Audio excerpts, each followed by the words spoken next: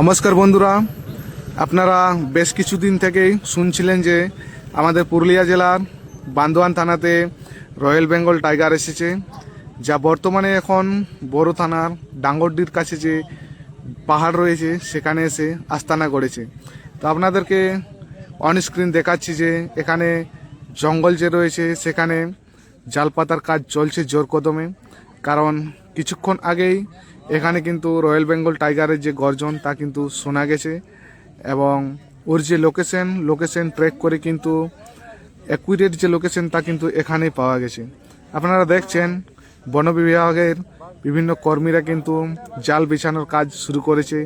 আমরাও এসেছি, দেখা যাক সন্ধে নামার আগে পর্যন্ত আমরা চেষ্টা করছি রয়্যাল বেঙ্গল টাইগারের কিছু মুহূর্ত আপনাদের কাছে শেয়ার করার চেষ্টা করছি। আপনাদের কাছে আরেকটি আমার বিনীত অনুরোধ,